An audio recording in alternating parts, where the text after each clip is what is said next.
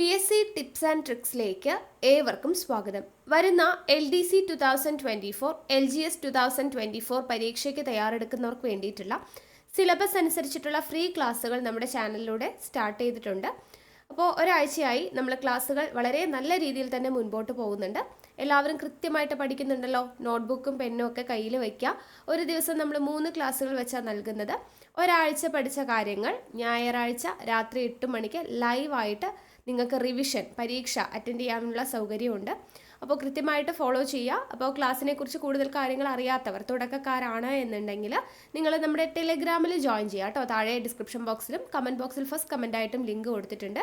അപ്പോൾ ടെലിഗ്രാമിൽ നോക്കിക്കഴിഞ്ഞാൽ നിങ്ങൾക്ക് കറക്റ്റ് ആയിട്ടുള്ള ഇൻസ്ട്രക്ഷൻസ് കാണാൻ പറ്റും. ഇപ്പോൾ ഡേ 1 അതിലേതൊക്കെ ടോപ്പിക്സ് ആണ് പഠിക്കേണ്ടത്, എങ്ങനെയൊക്കെയാണ് ക്ലാസ്സുകൾ പോകുന്നത്, അഡീഷണൽ നോട്ട്സ് PDF എല്ലാം നമ്മുടെ ടെലിഗ്രാം വഴിയാണ് കൊടുക്കുന്നത്. അപ്പോൾ കൃത്യമായിട്ട് സിലബസ് അനുസരിച്ചിട്ടുള്ള ക്ലാസ്സുകൾ ആവശ്യമുണ്ട് എന്നുള്ളവരുണ്ടെങ്കിൽ, വിജയമാണ് നിങ്ങളുടെ ലക്ഷ്യമെങ്കിൽ കൃത്യമായിട്ട് നമ്മളെ ഫോളോ ചെയ്യുക. ഈ വീഡിയോ ആണ് ആദ്യമായിട്ട് കാണുന്നത് എന്നുണ്ടെങ്കിൽ നിങ്ങൾ ഇത് നിർത്തിയിട്ട് നിങ്ങൾ തുടക്കം മുതൽ കണ്ടുവരാം കേട്ടോ. അപ്പോഴാണ് അതിൻ്റെ ഒരു പ്രയോജനം നിങ്ങൾക്ക് ഉണ്ടാവുള്ളൂ. അപ്പോൾ ആദ്യം മുതലേ കണ്ടുവരാം. അപ്പോൾ നമ്മുടെ ടെലിഗ്രാമിൽ പോയി നോക്കിക്കഴിഞ്ഞാൽ നിങ്ങൾക്ക് കറക്റ്റ് ക്ലാസ്സിൻ്റെ ഓർഡർ നിങ്ങൾക്ക് കിട്ടിക്കോളും. ഓക്കെ. അപ്പോൾ നമ്മളിപ്പോൾ 3 ക്ലാസ്സുകൾ നൽകുന്നത് കാലത്ത് 10 മണിക്ക് GK പോർഷനാണ്. അപ്പോൾ അതിൽ നമ്മളിപ്പോൾ കോൺസ്റ്റിറ്റ്യൂഷനാണ് സ്റ്റാർട്ട് ചെയ്തിട്ടുള്ളത്. പിന്നെ 3 മണിക്ക് നമുക്ക് ക്ലാസ് ഉണ്ട്. 3 മണിക്കുള്ള ക്ലാസ് മാത്സ്, ഇംഗ്ലീഷ്, മലയാളം. അത് ഓൾട്ടർനേറ്റീവ് ആയിട്ടാണ് നമ്മൾ കൊടുക്കുന്നത്. 2 ദിവസം മാത്സ്, 2 ദിവസം ഇംഗ്ലീഷ്, 2 ദിവസം മലയാളം. അപ്പോൾ ഒരാഴ്ച നമുക്ക് മാത്സും ഇംഗ്ലീഷും മലയാളവും കവർ ചെയ്ത് പോകാനായിട്ട് പറ്റും. ഉടനെ തന്നെ നമ്മൾ കറണ്ട് അഫയേഴ്സിൻ്റെ ക്ലാസ്സുകളും കൂടെ സ്റ്റാർട്ട് ചെയ്യുന്നതാണ്.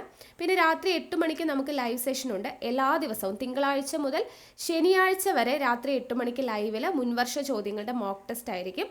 ഞായറാഴ്ച രാത്രി 8 മണിക്ക് നമ്മൾ ഒരാഴ്ച പഠിച്ച കാര്യങ്ങൾ എക്സാം ആയിരിക്കും ലൈവായിട്ട് നിങ്ങൾക്ക് അറ്റൻഡ് ചെയ്യാനായിട്ട് പറ്റുക. ഓക്കെ.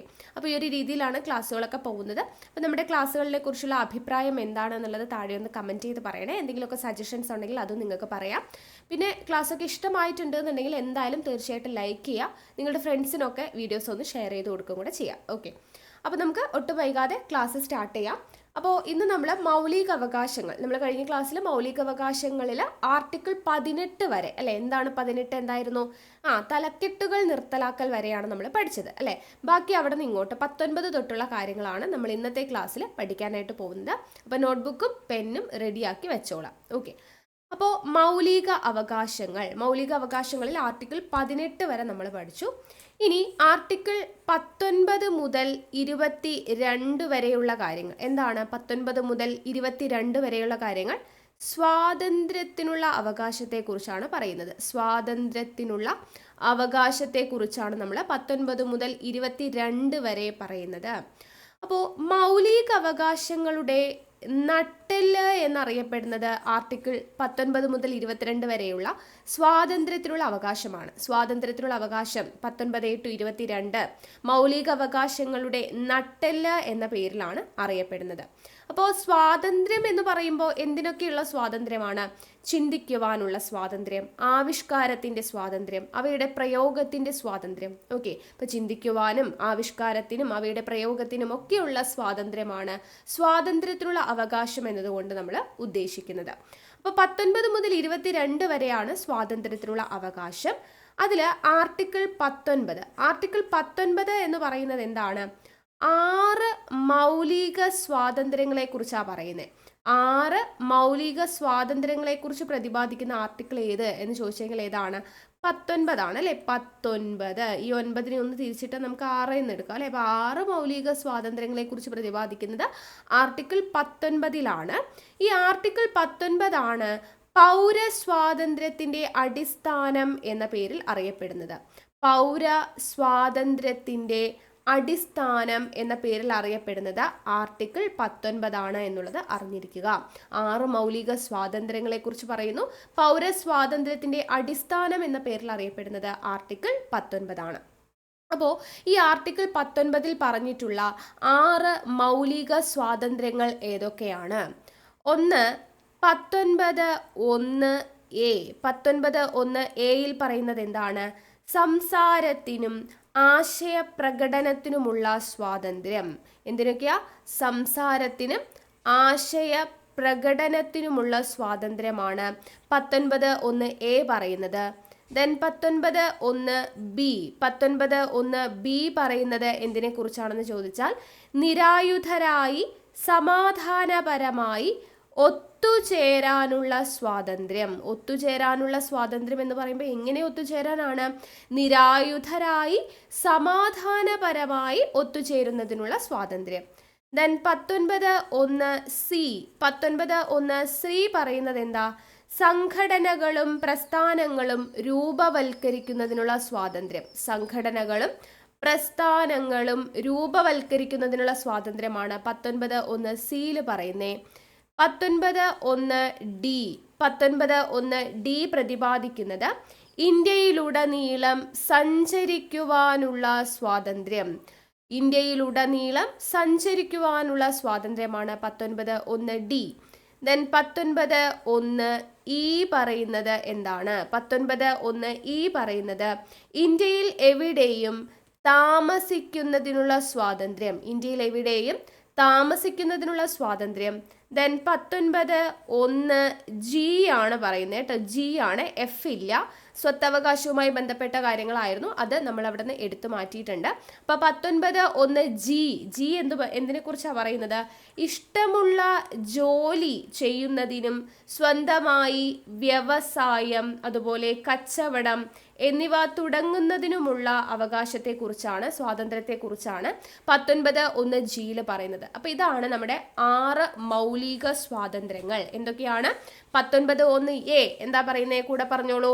സംസാരത്തിനും ആശയപ്രകടനത്തിനുമുള്ള സ്വാതന്ത്ര്യം. 19(1)(b) എന്ന് പറയുന്നത് നിരായുധരായി സമാധാനപരമായി ഒത്തുചേരാനുള്ള സ്വാതന്ത്ര്യം. 19(1)(c) പറയുന്നത് സംഘടനകളും പ്രസ്ഥാനങ്ങളും രൂപവൽക്കരിക്കുന്നതിനുള്ള സ്വാതന്ത്ര്യം. 19(1)(d) പറയുന്നത് ഇന്ത്യയിലുടനീളം സഞ്ചരിക്കുവാനുള്ള സ്വാതന്ത്ര്യം. ദെൻ 19(1)(e) എന്ന് പറയുന്നത് ഇന്ത്യയിൽ എവിടെയും താമസിക്കുന്നതിനുള്ള സ്വാതന്ത്ര്യം. 19(1)(g) പറയുന്നത് ഇഷ്ടമുള്ള ജോലി ചെയ്യുന്നതിനും വ്യവസായം, കച്ചവടം എന്നിവ തുടങ്ങുന്നതിനുമുള്ള സ്വാതന്ത്ര്യത്തെക്കുറിച്ചാണ് പറയുന്നത്. ഓക്കെ, അപ്പോൾ 6 മൗലിക സ്വാതന്ത്ര്യങ്ങൾ, ആർട്ടിക്കിൾ 19 പറയുന്ന 6 മൗലിക സ്വാതന്ത്ര്യങ്ങൾ എന്താണെന്ന് നമ്മൾ പഠിച്ചു അല്ലേ. അപ്പൊ ഇതില് ഈ 19(1)(a) നമ്മൾ പറഞ്ഞല്ലേ, സംസാരത്തിനും ആശയപ്രകടനത്തിനുമുള്ള സ്വാതന്ത്ര്യം എന്ന് പറഞ്ഞു. അപ്പൊ അവിടെ ഈ ആശയ സ്വാതന്ത്ര്യം അല്ലെങ്കിൽ ആശയപ്രകടനത്തിനുള്ള സ്വാതന്ത്ര്യം എന്ന് പറയുന്നതിൽ 19(1)(a)യിൽ പറയുന്ന സ്വാതന്ത്ര്യങ്ങളുടെ കീഴിൽ എന്തൊക്കെ കാര്യങ്ങളാണ് വരുന്നത്? ചിലപ്പോൾ PSC ചോദിക്കാം. അപ്പൊ അവിടെ നിങ്ങൾ ഓർത്തിരിക്കുക, മാധ്യമ സ്വാതന്ത്ര്യം. മാധ്യമങ്ങൾ എന്താ ചെയ്യുന്നത്? അവരുടെ അഭിപ്രായങ്ങൾ, ആശയങ്ങളൊക്കെ പ്രകടിപ്പിക്കുകയാണ് ചെയ്യുന്നത് അല്ലെ, മാധ്യമങ്ങൾ വഴി. മാധ്യമ സ്വാതന്ത്ര്യം അല്ലെങ്കിൽ പത്രസ്വാതന്ത്ര്യം എന്നൊക്കെ നമുക്ക് പറയാം. പത്രസ്വാതന്ത്ര്യം, മാധ്യമ സ്വാതന്ത്ര്യം, ഇതെല്ലാം 19(1)(a)യിൽ അഭിപ്രായ പ്രകടനത്തിനുള്ള സ്വാതന്ത്ര്യത്തിൽ വരുന്നതാണ്. അതുപോലെ അവരവരുടെ കാഴ്ചപ്പാടുകൾ പ്രചരിപ്പിക്കാനുള്ള സ്വാതന്ത്ര്യം. കാഴ്ചപ്പാടുകൾ പ്രചരിപ്പിക്കാനുള്ള സ്വാതന്ത്ര്യം 19(1)(a)യിൽ വരുന്നതാണ്.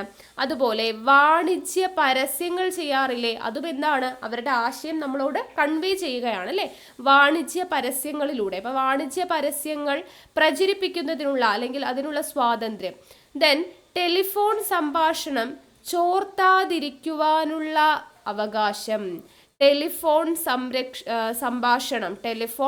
സംഭാഷണം നമ്മൾ ഒരാളോട് ടെലിഫോണിൽ സംസാരിക്കുന്ന സമയത്ത് അത് ചോർത്താതിരിക്കുവാനുള്ള അവകാശം 19(1)(a)യുടെ കീഴിൽ വരുന്നതാണ്. അതുപോലെ തന്നെ ഏതൊരു രാഷ്ട്രീയ പാർട്ടിയും നടത്തുന്ന ബന്ദായിക്കോട്ടെ അതിനെതിരെയുള്ള അവകാശം, ബന്ദിനെതിരെയുള്ള അവകാശം.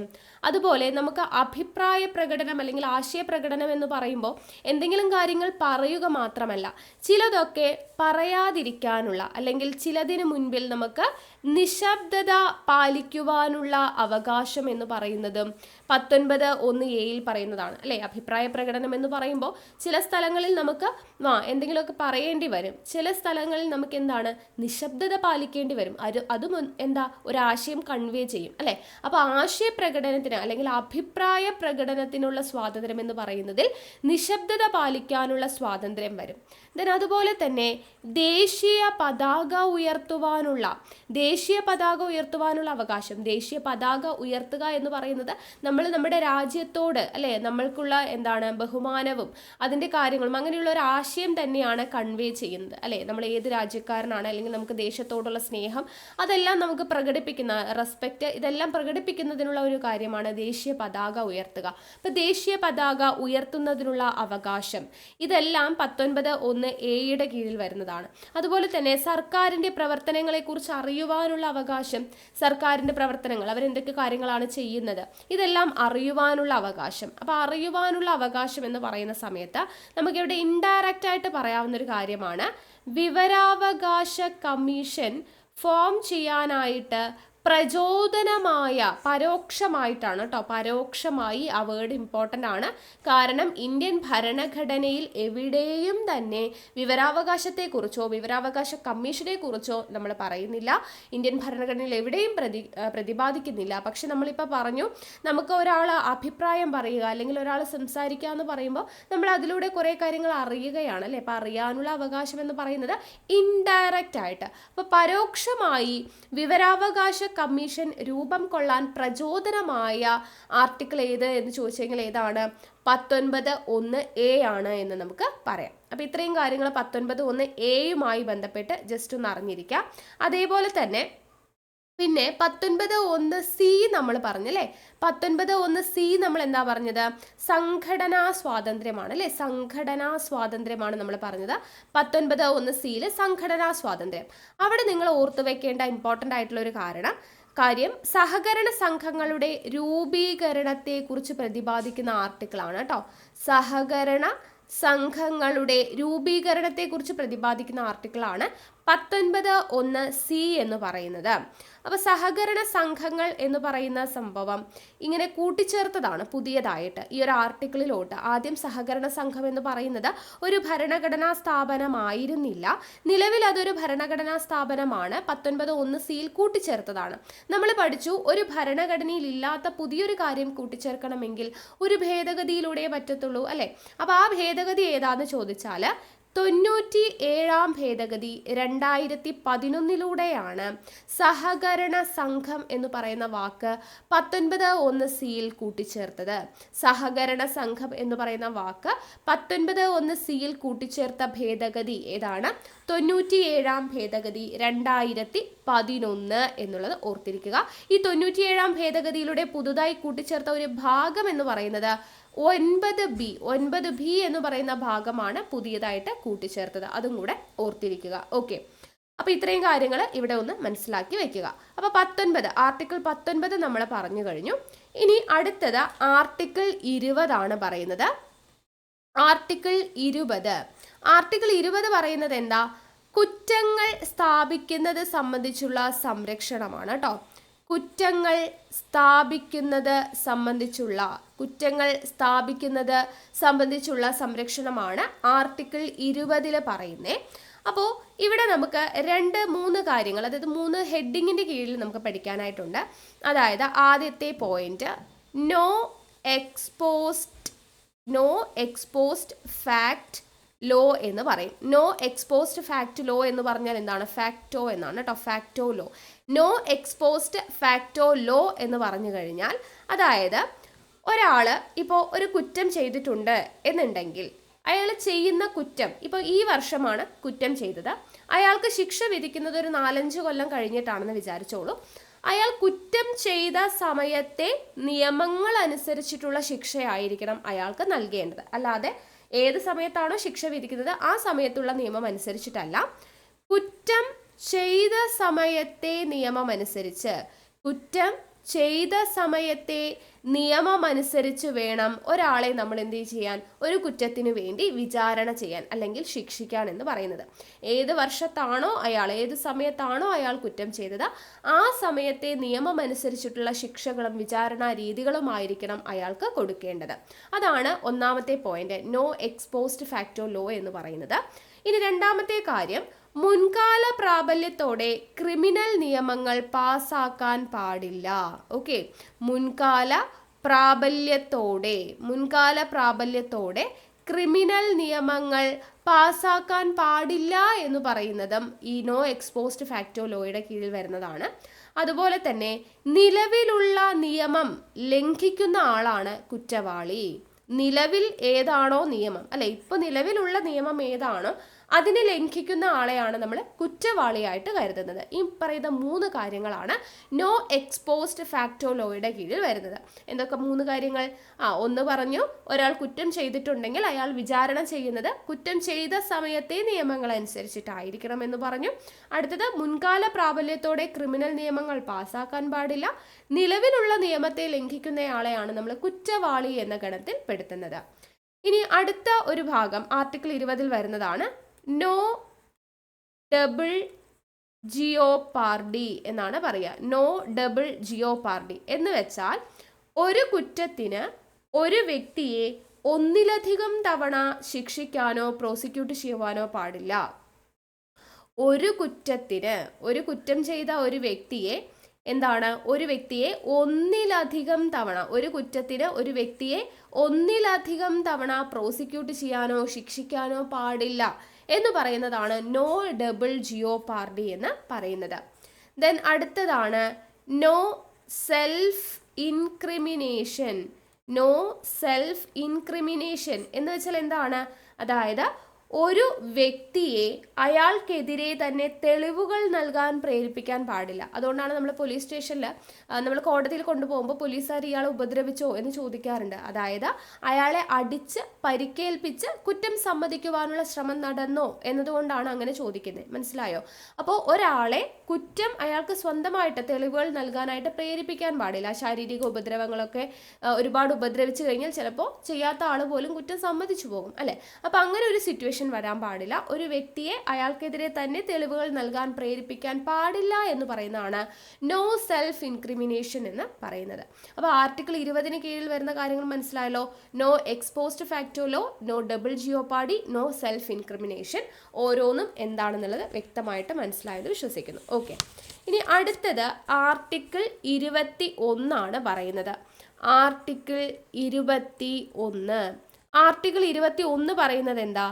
ജീവിക്കുന്നതിനും വ്യക്തി സ്വാതന്ത്ര്യത്തിനുമുള്ള അവകാശം. ജീവിക്കുന്നതിനും വ്യക്തി സ്വാതന്ത്ര്യത്തിനുമുള്ള അവകാശത്തെക്കുറിച്ചാണ് ആർട്ടിക്കിൾ 21 പറയുന്നത്. ഈ ആർട്ടിക്കിൾ 21 മൗലിക അവകാശങ്ങളുടെ അടിത്തറ എന്ന പേരിൽ അറിയപ്പെടുന്നത്.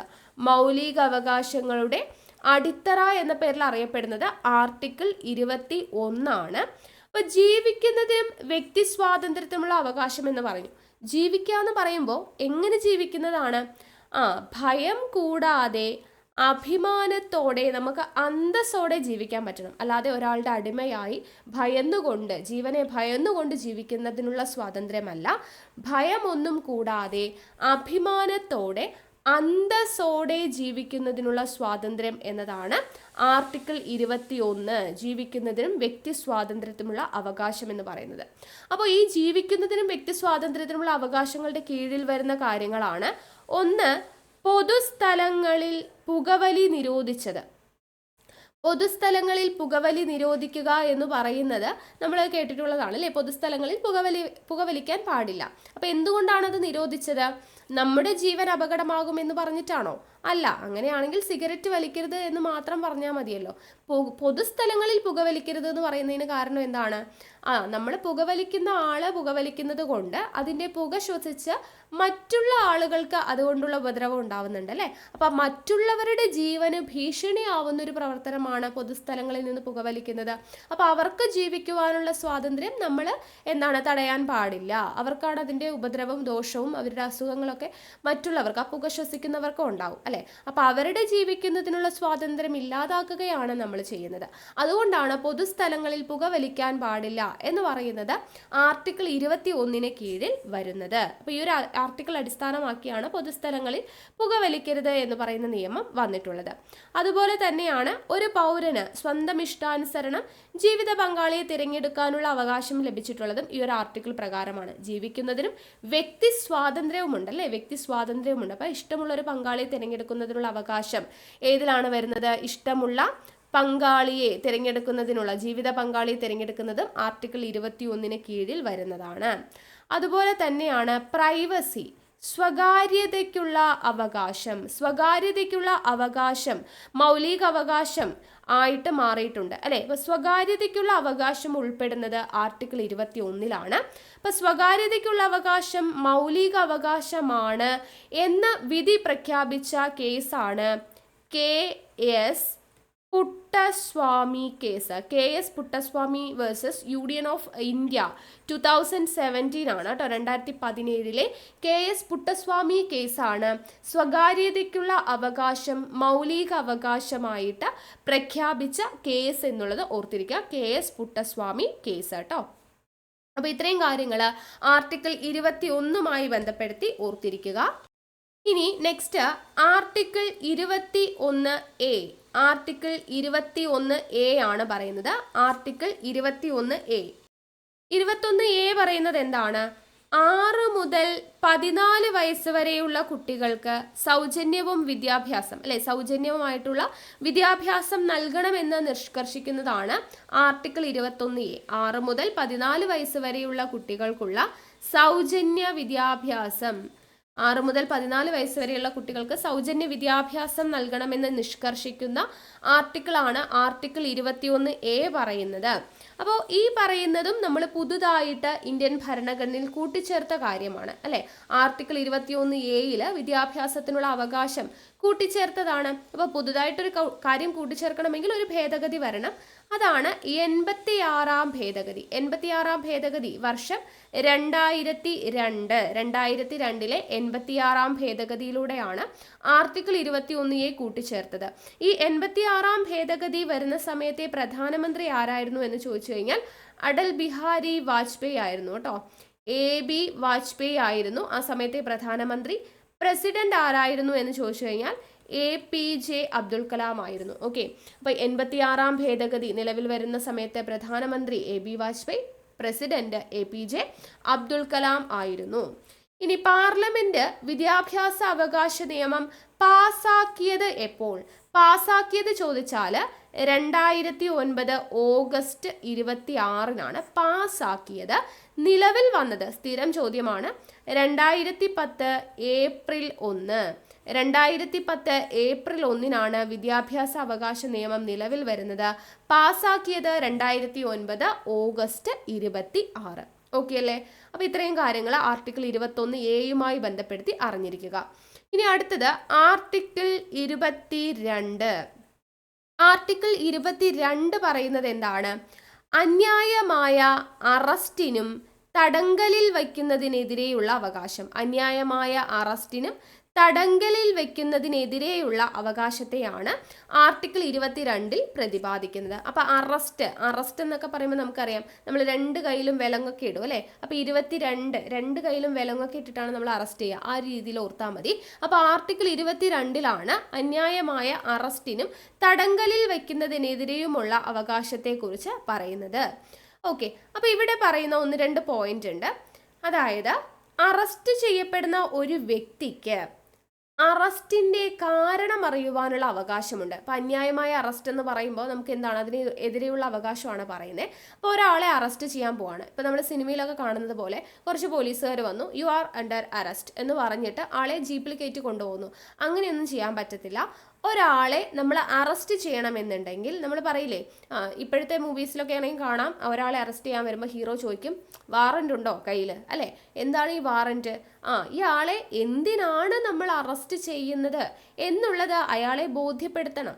എന്താണ് കാരണം? അറസ്റ്റ് ചെയ്യുന്നതിനുള്ള കാരണം ആ അറസ്റ്റ് ചെയ്യപ്പെടുന്ന വ്യക്തിക്ക് അറിയുന്നതിനുള്ള അവകാശം ഉണ്ട് എന്ന് പറയുന്ന ആർട്ടിക്കിളാണ് ആർട്ടിക്കിൾ 22. ഓക്കെ, ഇനി രണ്ടാമത്തെ പോയിന്റ്, ഒരാളെ നമ്മൾ അറസ്റ്റ് ചെയ്തു എന്ന് വിചാരിക്കാം. എത്ര മണിക്കൂറിനുള്ളിൽ കോടതിയിൽ ഹാജരാക്കണം? 24 മണിക്കൂറിനുള്ളിൽ. 24 മണിക്കൂറിനുള്ളിൽ നമ്മൾ അദ്ദേഹത്തെ കോടതിയിൽ ഹാജരാക്കണം. അപ്പോൾ അറസ്റ്റ് ചെയ്യപ്പെടുന്ന ഒരു വ്യക്തിക്ക് എന്തിന് അറസ്റ്റ് ചെയ്യുന്നു, എന്തിനാണ് അറസ്റ്റ് ചെയ്യുന്നത് എന്നുള്ള കാര്യം അറിയാനുള്ള അവകാശമുണ്ട്. അറസ്റ്റ് ചെയ്താൽ 24 മണിക്കൂറിനുള്ളിൽ കോടതിയിൽ ഹാജരാക്കണം എന്നും പറയുന്നുണ്ട്. ഇനിയിപ്പോൾ വിദേശത്തൊക്കെയാണ് ഒരു കുറ്റവാളി ഇരിക്കുന്നതെന്ന് വെച്ചെങ്കിൽ നമുക്ക് 24 മണിക്കൂറിനുള്ളിൽ നമ്മുടെ കോടതിയിലേക്ക് കൊണ്ടുവരാൻ ചിലപ്പോൾ പറ്റത്തില്ല. അപ്പോൾ വിദേശത്ത് വെച്ചിട്ടൊക്കെയാണ് അറസ്റ്റ് ചെയ്യുന്നത്, അല്ലെങ്കിൽ കുറച്ച് ദൂരെയുള്ള സ്ഥലങ്ങളിൽ നിന്നാണ് അറസ്റ്റ് ചെയ്യുന്നതെന്നുണ്ടെങ്കിൽ അവിടെ നിന്നും അറസ്റ്റ് ചെയ്ത് നമ്മുടെ നാട്ടിലെത്തി പിന്നീട് 24 മണിക്കൂറിനുള്ളിൽ കോടതിയിൽ ഹാജരാക്കണം. അങ്ങനെയാണ് കേട്ടോ. അതൊന്ന് നോട്ട് ചെയ്ത് വെച്ചേക്കാം. ഓക്കെ. ഇനി മൂന്നാമത്തെ പോയിന്റ് കരുതൽ തടങ്കൽ എന്ന് നമ്മൾ പറയും അല്ലേ. കരുതൽ തടങ്കലുമായി ബന്ധപ്പെട്ട ആർട്ടിക്കിളാണ് ആർട്ടിക്കിൾ 22 എന്ന് പറയാറുണ്ട്. കരുതൽ തടങ്കൽ എന്താണ്? കരുതൽ തടങ്കൽ നമ്മളൊരു മുൻകരുതൽ എടുക്കുകയാണ്. മുൻകരുതൽ എന്ന് പറയുമ്പോൾ അതായത് ഒരാൾ കുറ്റം ഇപ്പം ചെയ്തിട്ടില്ല, പക്ഷേ ഇനി കുറ്റം ചെയ്യാൻ സാധ്യതയുണ്ട്. ഇപ്പം ഏതെങ്കിലും ഒരു പാർട്ടിയുമായിട്ട് ബന്ധപ്പെട്ട എന്തെങ്കിലും പ്രോഗ്രാം ഒക്കെ നടക്കുവാണ്. അപ്പോൾ എതിർ പാർട്ടിക്കാരൻ ഏതെങ്കിലും ഒരാൾ ഒരു പ്രശ്നം ഉണ്ടാക്കാനുള്ള ഒരു ചാൻസ് ഉണ്ട്, അല്ലെങ്കിൽ എന്തെങ്കിലും അടിയോ ഇടിയോ പ്രശ്നങ്ങളൊക്കെ വരാൻ ഒരു സാധ്യതയുണ്ട് എന്നുള്ള ഒരു ഉറച്ചൊരു വിശ്വാസം അല്ലെങ്കിൽ ഒരു സംശയം നമുക്ക് തോന്നിക്കഴിഞ്ഞാൽ അവരെ ആ ഒരു പ്രശ്നം ഒഴിവാക്കാനായിട്ട് കുറച്ച് നാളത്തേക്ക് നമുക്ക് എന്ത് ചെയ്യാൻ പറ്റും? പ്രത്യേകിച്ച് നടപടിക്രമങ്ങളൊന്നും കൂടാതെ അറസ്റ്റ് ചെയ്യാനായിട്ട് പറ്റും. അതിനെയാണ് നമ്മൾ കരുതൽ തടങ്കൽ എന്ന് പറയാം. മുൻകരുതൽ എടുക്കുവാണ് നമ്മൾ, പ്രശ്നങ്ങൾ ഉണ്ടാവാതിരിക്കാനായിട്ട് മുൻകരുതൽ എടുക്കുന്നു. അങ്ങനെ അറസ്റ്റ് ചെയ്യുന്നതിനെയാണ് നമ്മൾ കരുതൽ തടങ്കൽ എന്ന് പറയുക. അപ്പോൾ ഈ കരുതൽ തടങ്കലിൽ അറസ്റ്റ് ചെയ്ത ആളെ എത്ര കാലം വേണമെങ്കിലും കസ്റ്റഡിയിൽ വയ്ക്കാൻ പറ്റുമോ? ഇല്ല, അതിനൊരു കാലപരിധിയുണ്ട്. 3 മാസം വരെ അവരെ എന്ത് ചെയ്യാം? കസ്റ്റഡിയിൽ വയ്ക്കാം. 3 മാസം വരെയാണ് കരുതൽ തടങ്കലിൻ്റെ കാലാവധി. പിന്നീട് അത് നീട്ടിക്കിട്ടണം എന്നുണ്ടെങ്കിൽ ഒരു സമിതിയുണ്ട്, അവരുടെ പെർമിഷനോട് കൂടെയൊക്കെയാണ് അത് നീട്ടിക്കിട്ടത്തുള്ളൂ. നിങ്ങൾ ഇത്രയും പഠിച്ചു വയ്ക്കുക. കരുതൽ തടങ്കലിൻ്റെ കാലാവധി എന്ന് പറയുന്നത് എത്ര മാസത്തോളം അവരെ കസ്റ്റഡിയിൽ വയ്ക്കാം? 3 മാസത്തോളം അവരെ കസ്റ്റഡിയിൽ വയ്ക്കാം എന്നുള്ളത് ഓർത്തിരിക്കുക. ഈ കരുതൽ തടങ്കൽ ബില്ലുണ്ടല്ലോ, അത് പാർലമെന്റിൽ അവതരിപ്പിച്ചത് ആരാന്ന് ചോദിച്ചു കഴിഞ്ഞാൽ സർദാർ വല്ലഭായ് പട്ടേലാണ്. കരുതൽ തടങ്കൽ ബില്ല് കേട്ടോ, കരുതൽ തടങ്കൽ ബില്ല് പാർലമെന്റിൽ അവതരിപ്പിച്ചത് ആരാണ്? സർദാർ വല്ലഭായ് പട്ടേലാണ്.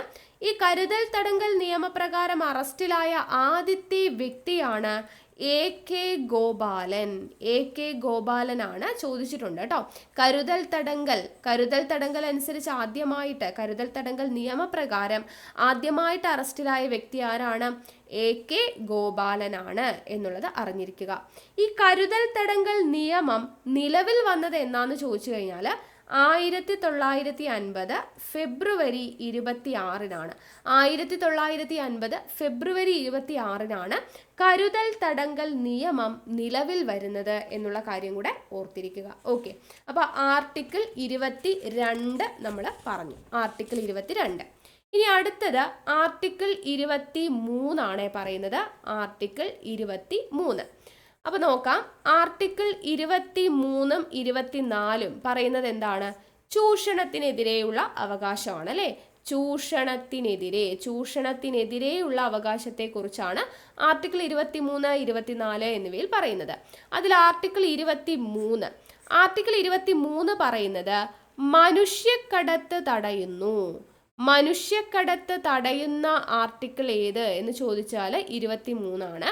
അതേപോലെ നിർബന്ധിത വേല, ഒരാളെ കൊണ്ട് നിർബന്ധിച്ച് ജോലി ചെയ്യിപ്പിക്കുക അല്ലെ, നിർബന്ധിത വേല അല്ലെങ്കിൽ അതിനെ ബെഗാർ എന്നും ഒരു വേർഡ് ഉണ്ട് കേട്ടോ. ബെഗാർ, നിർബന്ധിത വേല അല്ലെങ്കിൽ ബെഗാർ നിരോധിക്കുന്ന ആർട്ടിക്കിളാണ് ആർട്ടിക്കിൾ 23. അതുപോലെ തന്നെ ദേവദാസി സമ്പ്രദായത്തെ എതിർക്കുന്നു. ദേവദാസി സമ്പ്രദായം എതിർക്കുന്ന ആർട്ടിക്കിളാണ് ആർട്ടിക്കിൾ 23. ദേവദാസി സമ്പ്രദായം എന്ന് വെച്ചാൽ എന്താണ്? സ്ത്രീകളെയും കുട്ടികളെയും ഒക്കെ അസന്മാർഗിക പ്രവർത്തനങ്ങൾക്ക് ഉപയോഗിക്കുക, അതിനെയാണ് ദേവദാസി സമ്പ്രദായം എന്ന് പറയുക. അപ്പോൾ ഈ ദേവദാസി സമ്പ്രദായം എതിർക്കുന്ന ആർട്ടിക്കിൾ, മനുഷ്യക്കടത്ത് തടയുന്ന ആർട്ടിക്കിൾ, നിർബന്ധിത വേല അല്ലെങ്കിൽ ബേഗാർ നിരോധിച്ചിരിക്കുന്ന ആർട്ടിക്കിളാണ് ആർട്ടിക്കിൾ 23 എന്ന് പറയുന്നത്. അപ്പോൾ ഇവിടെ നമ്മൾ പറഞ്ഞു മനുഷ്യക്കടത്ത് തടയുന്നു എന്ന് പറഞ്ഞല്ലേ.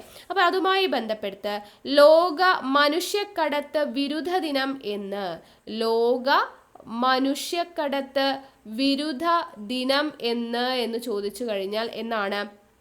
ജൂലൈ 30-നാണ് കേട്ടോ. ലോക മനുഷ്യക്കടത്ത് വിരുദ്ധ ദിനം എന്ന് പറയുന്നത് ജൂലൈ 30 എന്നുള്ളത് ഓർത്തിരിക്കുക.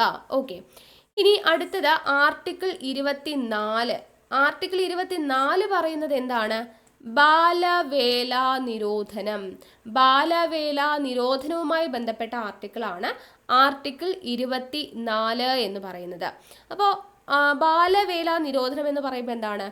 വ്യവസായശാലകളോ അങ്ങനെ അപകടകരമായിട്ടുള്ള മേഖലകളിൽ കുട്ടികളെ ജോലിക്ക് അയക്കുന്നത് നിരോധിച്ചിരിക്കുന്നു. ഇപ്പോൾ ഫോർ എക്സാമ്പിൾ, അതായത് എന്തുകൊണ്ടാണ് ഇങ്ങനെ അപകടകരമായ മേഖലകളിൽ എന്ന് പറയുന്നത്?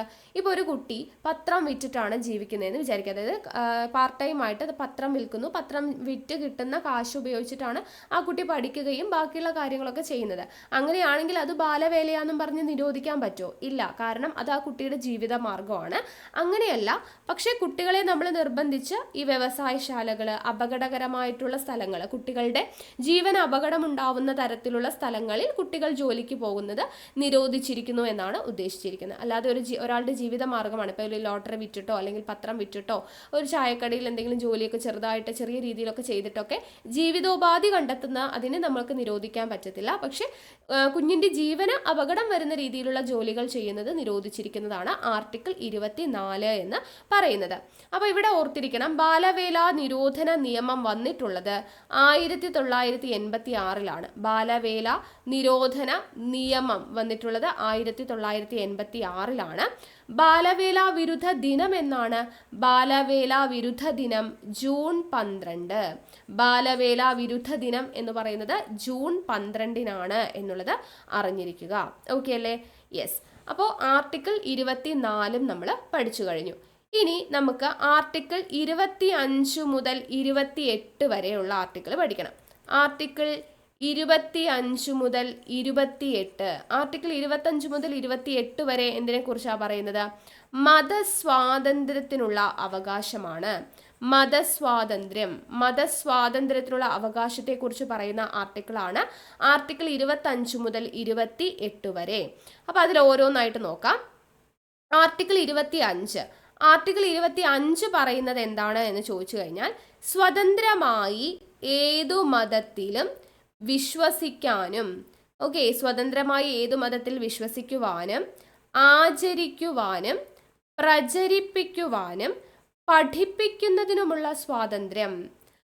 ആർട്ടിക്കിൾ 25 എന്താ പറയുന്നത്? സ്വതന്ത്രമായി നമുക്ക് ഏതു മതത്തിൽ വേണമെങ്കിലും വിശ്വസിക്കാം, ആചരിക്കാം, പ്രചരിപ്പിക്കാം, പഠിപ്പിക്കാം എന്ന് പറയുന്നതിനുള്ള സ്വാതന്ത്ര്യമാണ് ആർട്ടിക്കിൾ 25 പറയുന്നത്. അപ്പോൾ ഈ ഒരു സ്വാതന്ത്ര്യം നമ്മുടെ ഇന്ത്യൻ പൗരന്മാർക്കും ലഭിക്കും, അതുപോലെ തന്നെ വിദേശികൾക്കും ലഭിക്കുന്ന ഒരു അവകാശമാണ് 25. പൗരന്മാർക്കും വിദേശികൾക്കും ഒരുപോലെ ലഭിക്കുന്ന അവകാശമാണ് ആർട്ടിക്കിൾ 25 എന്നുള്ളത് ഓർത്തിരിക്കുക. ദെൻ ആർട്ടിക്കിൾ 26 എന്ന് പറയുന്നത് മതവിഭാഗങ്ങൾക്ക് ജീവകാരുണ്യ സ്ഥാപനങ്ങൾ സ്ഥാപിക്കുന്നതിന്, അതുപോലെ അതിനെ നോക്കി നടത്തുന്നതിനും ഒക്കെയുള്ള അവകാശമുണ്ട്. മതജീവകാരുണ്യ സ്ഥാപനങ്ങൾ, മതവിഭാഗങ്ങൾക്ക് മതജീവകാരുണ്യ സ്ഥാപനങ്ങൾ സ്ഥാപിക്കുന്നതിനും നോക്കി നടത്തുന്നതിനുമുള്ള സ്വാതന്ത്ര്യമുണ്ട് എന്ന് പറയുന്ന ആർട്ടിക്കിളാണ് ആർട്ടിക്കിൾ 26. ഇനി 27 പറയുന്നത് എന്താണ്? ഏതെങ്കിലും ഒരു മതത്തിൻ്റെയോ മതവിഭാഗത്തിൻ്റെയോ വിപുലീകരണത്തിനോ പരിപാലനത്തിനോ വേണ്ടി ഒരു വ്യക്തിയും നികുതി അടയ്ക്കാൻ ബാധ്യതല്ല. അതായത് നികുതി എന്ന് പറയുന്നത് നമുക്ക് അടയ്ക്കേണ്ട ബാധ്യതയില്ല. ഒരു മതത്തിൻ്റെ പേരിൽ, ഒരു മതത്തിൻ്റെയോ അല്ലെങ്കിൽ മതവിഭാഗത്തിൻ്റെയോ വിപുലീകരണത്തിനാണെന്നൊക്കെ പറഞ്ഞ് നികുതി പിരിക്കാനായിട്ട് വന്നു കഴിഞ്ഞാൽ അത് നമ്മൾ കൊടുക്കണം എന്ന് നിർബന്ധമില്ല. നികുതി, മതത്തിൻ്റെ പേരിലുള്ള നികുതി അടയ്ക്കാൻ നമ്മൾ ഒരിക്കലും ബാധ്യരല്ല. നമുക്കതിന് നിർബന്ധിച്ച് നമ്മളെ കൊണ്ട് അടപ്പിക്കുവാനുള്ള റൈറ്റ്സ് ഒരു മതവിഭാഗത്തിലുള്ളവർക്കും ഇല്ല എന്ന് പറയുന്നതാണ് ആർട്ടിക്കിൾ 27 പറയുന്നത്. ഇനി ആർട്ടിക്കിൾ 28 പറയുന്നത് ഗവൺമെന്റ് നടത്തുന്ന വിദ്യാഭ്യാസ സ്ഥാപനങ്ങളിൽ മതബോധനം നടത്താൻ പാടില്ല. എന്ന് വെച്ചാൽ കുട്ടികൾക്ക് ഏതൊരു മതത്തെക്കുറിച്ചുള്ള കാര്യങ്ങൾ ആ ഒരു മതത്തിലോട്ട് തിരിയണം, അല്ലെങ്കിൽ ആ ഒരു മതത്തിൽ വിശ്വസിക്കണം എന്നുള്ള രീതിയിൽ മതപ്രചരണം നടത്താനായിട്ട് പാടില്ല. എങ്ങനെയുള്ള സ്ഥാപനങ്ങളിൽ? ഗവൺമെന്റ് നടത്തുന്ന വിദ്യാഭ്യാസ സ്ഥാപനങ്ങളിലോ, അല്ലെങ്കിൽ ഗവൺമെന്റ് അവർക്കുള്ള ഗ്രാൻറ്റോ അല്ലെങ്കിൽ അവർക്ക് സഹായമെല്ലാം നൽകുന്ന, ഗവൺമെന്റ് സഹായധനം നൽകുന്ന സ്ഥാപനങ്ങളിലോ ഗവൺമെന്റ് നടത്തുന്ന സ്ഥാപനങ്ങളിലോ മത ആചാരങ്ങൾ നടത്തുവാനോ അല്ലെങ്കിൽ അത് നിർബന്ധമാക്കാനോ അങ്ങനെയുള്ള പ്രവർത്തനങ്ങളൊന്നും ചെയ്യാനായിട്ട് പറ്റില്ല എന്ന് പറയുന്നതാണ് ആർട്ടിക്കിൾ 28. മനസ്സിലായല്ലോ. അപ്പോൾ 25 മുതൽ 28 വരെ. 25 പറഞ്ഞത് ഏതൊരു മതത്തിലും വിശ്വസിക്കാനും ആചരിക്കാനും പ്രചരിപ്പിക്കാനും പഠിപ്പിക്കുന്നതിനുള്ള അവകാശമുണ്ട്. 26 പറഞ്ഞത് മതജീവകാരുണ്യ സ്ഥാപനങ്ങൾ അല്ലെ സ്ഥാപിക്കുന്നതിനും നോക്കി നടത്തുന്നതിനുമുള്ള സ്വാതന്ത്ര്യമുണ്ട്. 27 പറഞ്ഞത് മതത്തിന്റെ പേരിൽ നികുതി പിരിക്കുവാൻ വന്നു കഴിഞ്ഞാൽ നമ്മൾ നികുതി നൽകാൻ ബാധ്യതരല്ല എന്ന് പറയുന്നു. ഇനി 28 പറഞ്ഞത് ഗവൺമെന്റ് നടത്തുന്നതോ അല്ലെങ്കിൽ ഗവൺമെന്റിന്റെ സഹായത്താൽ പ്രവർത്തിക്കുന്നതോ ആയിട്ടുള്ള സ്ഥാപനങ്ങളിൽ മതബോധനം അല്ലെങ്കിൽ ഒരു മതത്തെക്കുറിച്ച് പ്രചരിപ്പിക്കുക അതൊന്നും പാടില്ല എന്ന് പറയുന്നതാണ് 28. ഓക്കെ, അപ്പൊ അതാണ് മതസ്വാതന്ത്ര്യത്തിനുള്ള അവകാശം. ഇനി അടുത്തത് 29 മുതൽ 30 വരെ. ആർട്ടിക്കിൾ 29(8)30 പറയുന്നത് എന്താണ്? സാംസ്കാരികവും വിദ്യാഭ്യാസപരവുമായ അവകാശം. സാംസ്കാരികവും വിദ്യാഭ്യാസപരവുമായിട്ടുള്ള അവകാശത്തെക്കുറിച്ചാണ് ആർട്ടിക്കിൾ 29(30) പറയുന്നത്. അപ്പൊ അതിൽ 29 എന്ന് പറയുന്നത് ന്യൂനപക്ഷ സംരക്ഷണം ഉറപ്പു നൽകുന്ന ആർട്ടിക്കിളാണ്. ന്യൂനപക്ഷ സംരക്ഷണം ഉറപ്പു നൽകുന്ന ആർട്ടിക്കിൾ ഏതാണ്? 29 എന്ന് പറയുന്ന ആർട്ടിക്കിളാണ്. 30 ഉണ്ട് കേട്ടോ. 29, 30 ന്യൂനപക്ഷ സംരക്ഷണം ഉറപ്പു നൽകുന്ന ആർട്ടിക്കിളാണ്. ഇതിൽ നമുക്ക് അതായത് ന്യൂനപക്ഷങ്ങൾ എന്ന് പറയുന്നത് 2 തരത്തിലുണ്ട്. മത ന്യൂനപക്ഷങ്ങളും ഉണ്ട്, ഭാഷാ ന്യൂനപക്ഷങ്ങളും ഉണ്ട്. അപ്പൊ മത ഭാഷ ന്യൂനപക്ഷങ്ങളുടെ സംരക്ഷണവുമായി ബന്ധപ്പെട്ട ആർട്ടിക്കിൾ ഏതെന്ന് ചോദിച്ചാൽ 29, 30 ആണ്. അപ്പൊ ഇതിൽ 29 എന്ന് പറയുന്നതാണ് ന്യൂനപക്ഷം എന്ന് പറയുന്ന പദം ആദ്യമായിട്ട് പ്രത്യക്ഷപ്പെടുന്ന ആർട്ടിക്കിൾ. ന്യൂനപക്ഷം എന്ന് പറയുന്ന പദം ആദ്യമായി പ്രത്യക്ഷപ്പെടുന്ന ആർട്ടിക്കിൾ ഏത് എന്ന് ചോദിച്ചു കഴിഞ്ഞാൽ അത് ആർട്ടിക്കിൾ 29 ആണ് എന്ന് നമുക്ക് പറയാം. 29 പറയുന്നത് ഇതാണ്: ഭാരതത്തിന്റെ ഭൂപ്രദേശത്തോ അതിന്റെ ഏതെങ്കിലും ഭാഗത്തോ താമസിച്ചു വരുന്ന പൗരന്മാരിൽ ഭിന്നമായ ഭാഷയോ ലിപിയോ സംസ്കാരമോ സ്വന്തമായുള്ള ഏതൊരു വിഭാഗത്തിനും അത് സംരക്ഷിക്കുന്നതിനുള്ള അവകാശം ഉണ്ടായിരിക്കും. അപ്പൊ അവരുടെ ഭാഷ, സംസ്കാരം, അവരുടെ ലിപി ഇതെല്ലാം അവർക്ക് എന്ത് ചെയ്യാം? അവരവരുടെ വിഭാഗത്തിന്റെ ഭാഷയും സംസ്കാരവും ലിപിയും അതത് ന്യൂനപക്ഷങ്ങൾക്ക് അവർക്ക് എന്ത് ചെയ്യാം? അത് സംരക്ഷിക്കുവാനുള്ള അവകാശമുണ്ട് എന്ന് പറയുന്നതാണ് ആർട്ടിക്കിൾ 29. അതുകൊണ്ട് തന്നെ ന്യൂനപക്ഷം എന്ന് പറയുന്ന പദം ആദ്യമായിട്ട് പ്രത്യക്ഷപ്പെട്ട ആർട്ടിക്കിൾ കൂടിയാണ് ആർട്ടിക്കിൾ 29 എന്ന് പറയുന്നത്. ഇനി ആർട്ടിക്കിൾ 30 പറയുന്നത് എന്താണ്? ന്യൂനപക്ഷങ്ങൾക്ക് അവരുടെ ഭാഷയുടെ, മതത്തിന്റെ പുരോഗമനത്തിനു വേണ്ടിയിട്ട് വിദ്യാഭ്യാസ സ്ഥാപനങ്ങൾ നടത്താം.